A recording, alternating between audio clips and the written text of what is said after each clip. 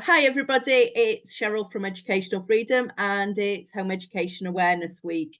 Today we are talking with V, who home educates her son, who is now 18, or did you say no? Almost, Almost 18. almost. So V, would you like to tell us a little bit about how you came to home education and how long ago that was?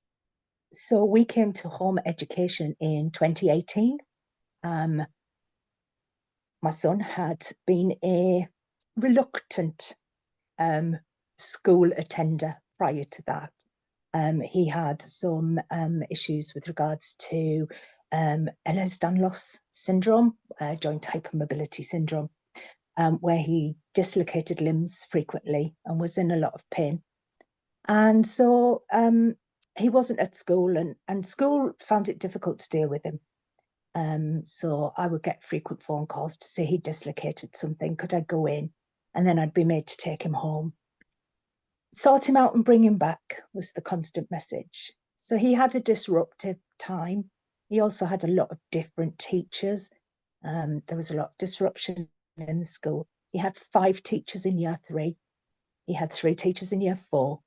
2 in year 5. And by the time we got to year 6, it was very obvious to us as a family that he was very well behind in maths in particular. And that meant he was going into his SATs year, that it just wasn't happening. He was incredibly anxious about his lack of knowledge. Sat his SATs, it was okay. We then started the transition to secondary school. And it had been very obvious to us prior to that he was autistic, but school didn't believe us. And there's a lot of them not believing him. But it was that he didn't feel worthy because all of these teachers had come and gone and they'd left. And every single time they got settled with a teacher, that teacher would then hand in their notice and leave. So they started blaming themselves. Yeah. There was a group of there was a little group, and you could tell that they'd been the ones who had been very much disruptive and disrupted by everything. And then he did his transition to secondary school, and the school that we chose was very much tailored for him, in that it was a school that had gender neutral toilets. Our son is transgender. He has been out since he was 9 and living as a boy ever since. So we chose the school based around the fact that they had a really good reputation as LGBTQIA plus friendly. A safe space.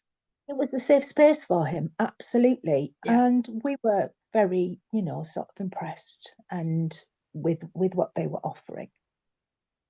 But what they were offering and what they then did were very different things. Yeah. Unfortunately, when my son starts growing, they're the points where he starts dislocating limbs more. And that bit after you come back after the summer holidays is always very tricky because the weather starts to change, which affects his joints. And also he then starts dislocating things because he's had a growth and he doesn't really know where his limbs are. And obviously they do grow quite a bit in that sort of 11-year-old, 12-year-old time. We got about 3 weeks in and I was getting called almost every single day to deal with a dislocation, and they'd send him home. There was no place to do anything. They'd expect me to relocate a hip that had dislocated in the middle of reception. And it made him feel just so self-conscious about everything. He'd been told he could use the lift, but they'd kept changing the code for the lift. And then we'd have to go through why he needed the code for the lift. And all this time is going on, and we're still saying, look, he's really behind. And then they said, yes, we've realised that, so we're going to do more maths lessons. And these maths lessons are going to be at this point every week. And that point was the point in which everybody else got to do art and computer science. The 2 subjects he was really looking forward to doing, he then wasn't going to do for over a year. So he felt really let down. Yeah. And then they weren't believing him when he was going in saying, I've been bumped and my shoulder's come out of joint and I can't get it back in. Can I just sit here, please, while I just relax enough to get it back in myself? No, you'll have to go to reception. We'll call your mum. So it just got to the point where he was just going and just doing what he needed to do. And then, unfortunately, it got to the point where the school had a mezzanine balcony level, and he decided he was going to jump. Oh. And his friends stopped him. Thank goodness. And took him to the teacher. It was going to be a maths lesson.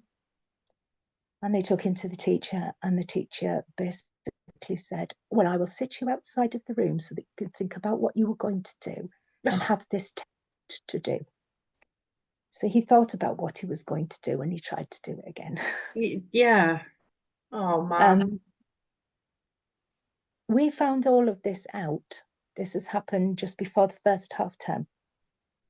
It took 3 months for us to find out that that happened. Nobody told us. Oh, my word. Fortunately, he completely refused to go to school. And so we ended up with a school refuser.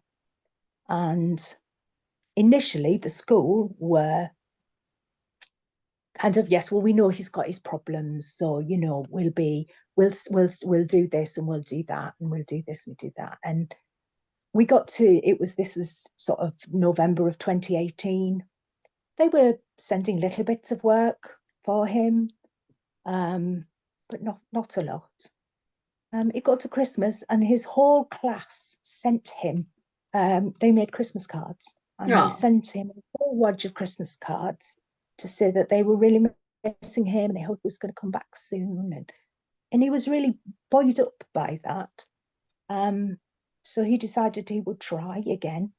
So off he went again. And then it was basically, no, I can't do this. Nothing's changed. They still don't believe me when I say I've hurt myself or that I'm in pain and I need to do this, that, and the other. So at that point, I just kind of went, look, do you know what? Let's talk to school. Let's keep you on roll, because I would really like school to push for you to have an assessment to see whether or not you are autistic. So that's what we did. We kept him on roll, but he was on roll and he just wasn't going into school. And it got to sort of the early part of the July, and nothing had been sent home for him. School were basically just leaving us, and they weren't doing anything. Yeah. And so he was getting himself in a state because I'm falling further and further behind. And I was just like, yes, but you are really not well enough mentally to go to school. So you are sick. You're off sick. It's as if, you've got an illness. Mm-hmm. You're off sick. Forget it. You can catch up. It's not a problem. Yeah. So we were kind of very much like sort of almost doing a deschooling thing with him, in that he wasn't going to school. We weren't pushing the agenda. Yeah. And then it got to sort of late in that school year of 2018, 2019. And I realized that I hadn't heard from anybody. So this is a child who hasn't been at school since November, and nobody has contacted me, not even educational welfare.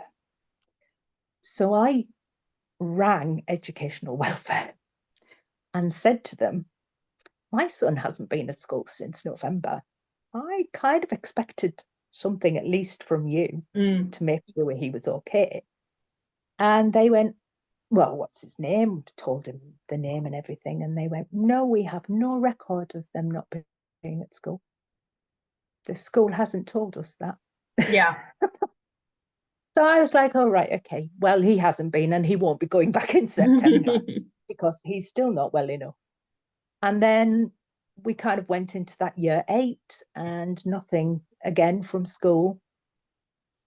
And then lockdown happened in early 2020. We'd still nothing from school. And even all of that time, while everybody else was on lockdown and having work sent home, we were getting nothing.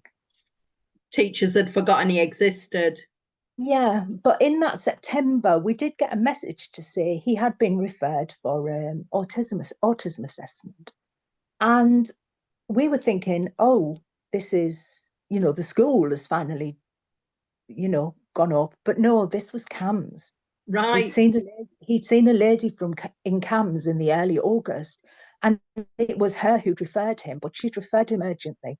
So rather than waiting the 2 years that it is to wait here, we actually only waited 6 months. Right. And he was tested for autism in February of 2020, and as nobody was surprised, it came back he was autistic. And so I'd contacted school and said, look, I've got all the information now from the assessment, and could you apply for an EHCP? Because I think then we'll have a chance of maybe getting him into school. And they said, oh, yes, that's fine. December of 2020, I rang school to ask where this all was. This is from February. And basically, the teachers decided that it was me that was the issue of keeping him at home. And we ended up being put on a children in need plan. Oh, okay. So social services got involved and we were put on a children in need plan. The school thought that this was going to be in their favour, and actually it ended up in the opposite way, that it was school that was seen to be at fault. Right. And so they were told to sort themselves out and get a EHCP applied for and get the paperwork in. And we got notification that had gone in, it had gone through, and everything was all final. And I unenrolled him in the Easter of 2021. And so that was when our official home education journey started. Wow. And because he hadn't been at school, but he had that threat of going back, hanging over him, we deschooled from that point. Yeah. I don't think you can deschool when there's that threat of going back. When there's a threat, exactly. And I was like, no, we are going to deschool.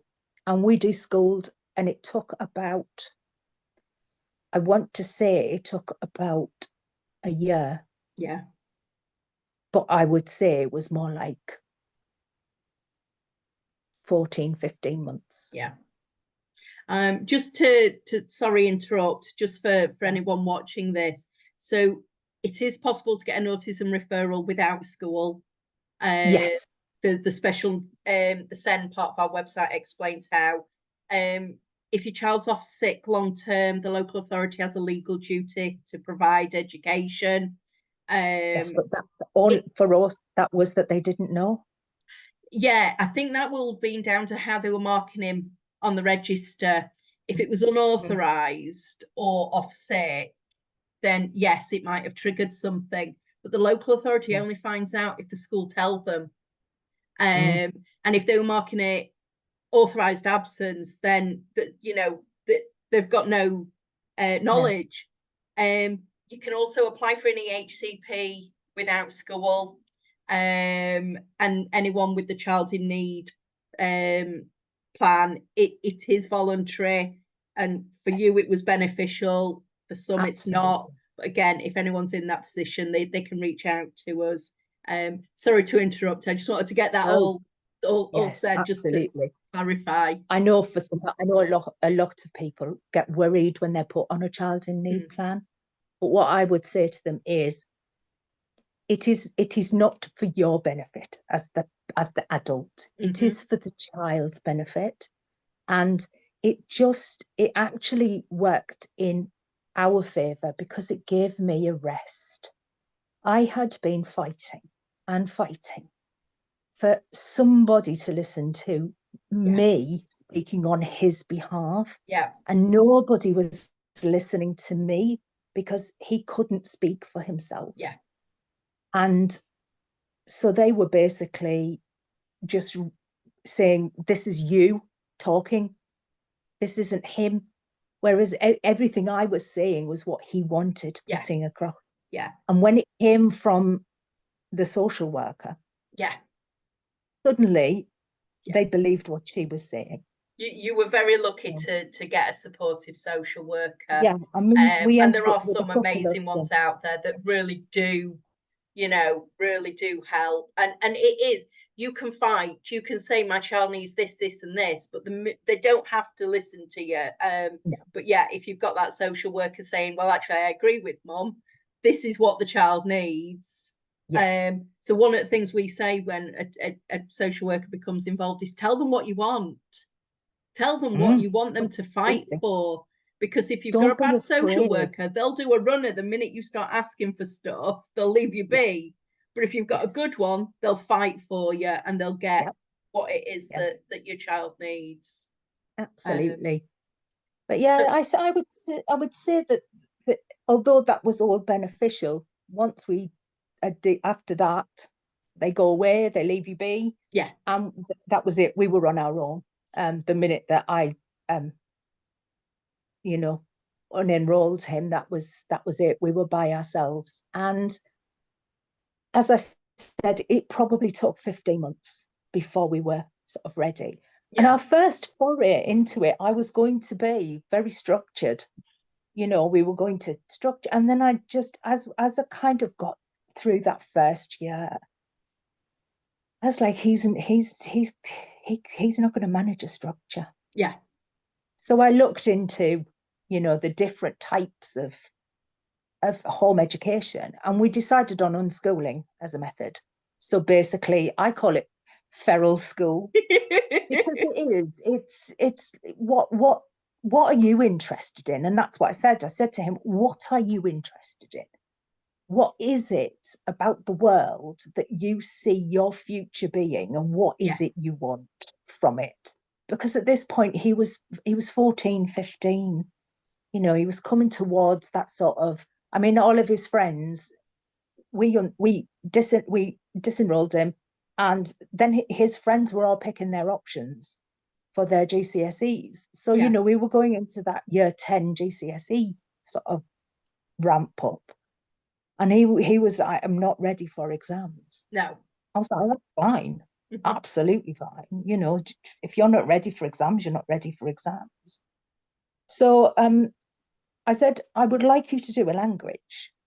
Thinking, well, if he picks German, I'm all right, because I speak very bad German. But I could manage. And if he chose French, I think I could get by. But no, my child chose Japanese. Yeah. There's a lot of home ed kids do. It is. He started on YouTube. He would watch videos on YouTube of the different alphabets. And he started teaching us. He would teach us that was the way that we sort of said, well, we need to understand your learning process. We're both qualified higher education teachers, so university level. So we were very much of, well, we need to know what his learning style is for us to understand how he learns. And so he would teach us, so that we could understand what he did. And my kitchen is basically a shrine to the Japanese world. It's he writes on my I have French doors in my kitchen, and he writes on the windows of the French doors. And then I have a big blackboard in there as well, and that's covered in Japanese and drawing. Wow. And then he said he was really interested in art. So we were very lucky. We got our EHCP and we asked for Japanese lessons because that was his way into learning again and giving him confidence. And we asked for an iPad. They agreed to a laptop. We said he doesn't need a laptop. He needs an iPad. So we appealed and we got an iPad on appeal. And they paid for his Japanese lessons. And Very they also rare agreed, for EHCP to fund anything to do with home education, but I think yes, based on your history and school not being able to yeah, support him, exactly. yeah, And then they also agreed, because of his problems that he had accessing school because of the high levels of anxiety, and he was diagnosed with post-traumatic stress from school. They agreed that they would fund half of his therapy as well. So we have a personal budget, yeah, which basically gives us £50 a week for a school year's worth of counselling, which right, is kind of what it would cost them if they got somebody in. yeah. And so that it pays for half of his counselling, pays for 2 weeks of every month, and he actually pays the rest because he gets personal independence payment. And so Japanese, yes. So he chose Japanese. We got funding for it, and that funding's been ongoing. It's now in its third or fourth year, I think, that we've been given our own personal budget. Obviously, Fantastic. now he is coming up to 18. We didn't do GCSEs, we didn't do any exams at all. We just concentrated on basically learning what he wanted to learn. Brilliant. If he asks a question, we answer it. We go on holiday, we involve what we're doing where we go on holiday. He's learnt about how the sea works, from collecting sea glass on a beach in the northeast. Yep. Why is it the best sea glass? We've looked at why there is sort of big boulders up in the bay where my parents live because of erosion. Mm-hmm. We've looked at all of those kinds of things. We basically take everything we want to know from how the world works. When he got to 16, the person who is our sort of our sendias at the council, introduced us to a gentleman who is in charge of the not in education and training. Yeah, the 16+ team. The 16+ team, of which he used to be a careers advisor. Yeah, NEAT is the careers service in a new name. Yes. He's fantastic. We met with him, and my son wasn't ready at all to do anything. And so he said, well, we'll leave it. We'll meet again 6 months, a year, let's see. And it's been left in sort of our son's ball court, really. He asked to meet with him in September of last year and discussed kind of where he saw himself. And he actually asked to try to go to college to do, it's kind of like almost like an apprenticeship, but it's aimed at kids who don't have any qualifications. Yes. And it's to kind of do like a sort of like an NVQ2, functional skills and learning and preparing for work. Yeah. Is what it is. Unfortunately, it didn't work. It caused a lot of resurfacing of post-traumatic stress again. Yeah. But he was due a SEN review. His EHCP was up for review. So we've ended up with a new person because, unfortunately, our old Sendiasas have retired. And so we've got a new person, and they're fantastic. We met with them actually just last week. And I've been tasked with finding him somebody who he can tutor. And they are happy to pay for him to have a tutor. Okay. Who just does functional skills in maths and English. That's fantastic, because once they reach 16, they're no longer compulsory school age, and a lot of local authorities will just wipe their hands of you. They have actually said they will support him until he's 25. Yeah, the EHCP has to, but it doesn't mean having to provide, learning they have to that level. Because he has shown that he is still learning, and the improvements that what they have supplied as part of his EHCP, Yeah. because he's proved that they have been worthwhile investments for Yeah. them. They are happy to continue to support him. That's and fantastic. support him being home educated Yeah. as well. Yeah. We get reports from his Japanese tutor and also from his therapist, who they still pay for. And they pay for some online access to websites and things Yeah. to support his learning. But yeah, it's been actually the best decision that we made. Yeah. I That's fantastic. personally have loved it. Like, just this, how his mind works, Yeah. just fascinating. And when he finds those things that really spark that joy, Yeah. oh, the joy is just, seeing a child learn. Yeah. And I'm a huge advocate that if school isn't working, home educate. We actually had, we met another couple who kind of went, "You home educate?" And I said, "Yes." And they said, "How complicated is it?" And I went, "It's not complicated at all. It's Please as don't think it's complicated as your kid makes it. It depends on what they want Exactly. to learn, but there's ways And to do it. yeah, and I said, there's Oak Academy is free. It's a free resource. You can use it however you want to use it, Yeah. but it's there and it's free.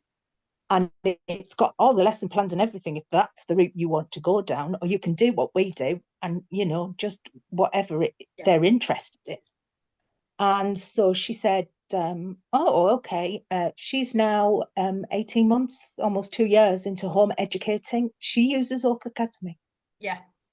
She downloads the lesson plans. She downloads all the work, and her kid sits down and does it.